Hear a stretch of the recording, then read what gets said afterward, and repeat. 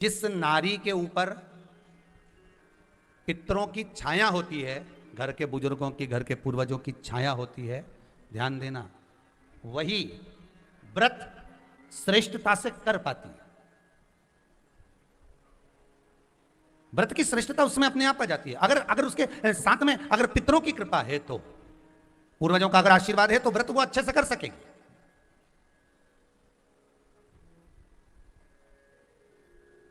और सहज भाषा में समझ लीजिए, बहुत अच्छे से समझना इस बात को, कि मान लो, एक सरल भाषा में आप और अच्छे से समझिए उसको, बहुत अच्छे से, कि जिस व्रत के दिन आपका उपास है, सोमवार का, मंगलवार का, बुधवार का, गुरुवार का, तीज का, चतुर्थी का, पंचमी का, छठ का, किसी का भी अगर आपका व्रत है, और उस व्रत वाले दिन यदि आपको क्रोध आ रहा है, व्रत वाले दिन अगर आपकी प्रवृत्ति चिड़चिड़ी हो रही है, क्रोध आ रहा है, अपशब्द निकल रहे हैं, और रोना आ रहा है, क्रोध आ रहा है, बहुत सारी परेशानी उसी दिन तुम्हारे सामने आ रही है, समझ लेना कि तुम्हारे घर के पितृ भूखे जरूर है, अन्न भाग मांग रहे हैं।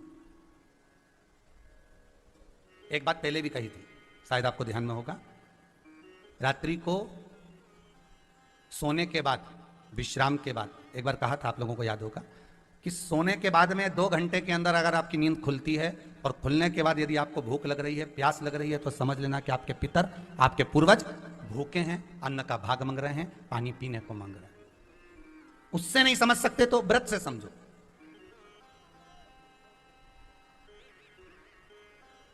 व्रत से समझ लो।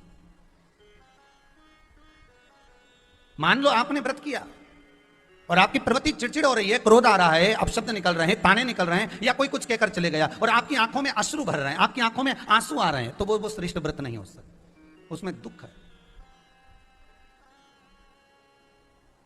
पुष्प ताजा है तो आप भगवान को दोगे, सही है कि गलत है? केला अच्छा है तो भगवान को दोगे, वो काला पड़ गया तो तुम भगवान को दोगे क्या? अंदर से गल चुका है तो भगवान को दोगे क्या? नहीं, आप भगवान को दोगे। कोई फल ताजा है तो आप भगवान को दे दोगे, कोई पुष्प ताजा है, अच्छा है, तो आप भगवान को दोगे। अगर पुष्प मुरझा गया तो भगवान को दोगे क्या? पुष्प बेकार हो गया तो भगवान को दोगे क्या? नहीं। उसी तरह व्रत होता है, उसी तरह हमारा व्रत है।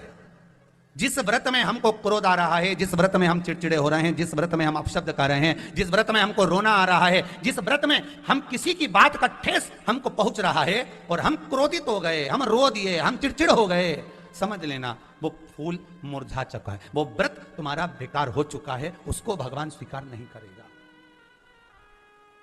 और जिस व्रत में आपके चेहरे पर प्रसन्नता, हम इस व्यासपीठ से कहना चाहेंगे कि जितने भी यजमान यहां कथा करवाने आते हैं, जितने भी यजमान यहां पहुंचते हैं या ऑनलाइन वहीं से बैठकर पूजन कर कर कथा करवाते हैं, हम उनको भी कहते हैं कि 7 दिन की आपकी शिव महापुराण की कथा है, 5 दिन की आपकी शिव महापुराण की कथा है, 9 दिन की आपकी शिव महापुराण की कथा है, शंकर की कथा, चाहे भागवत कथा हो, चाहे रामायण कथा हो, रामचरितमानस हो, चाहे गीता हो, जिस पुराण को आप बचवा रहे हो, जिस पुराण को आप करवा रहे हो, जो करवाने वाला होता है उसके चेहरे पर स्माइल होना चाहिए, प्रसन्नता होना चाहिए। क्यों?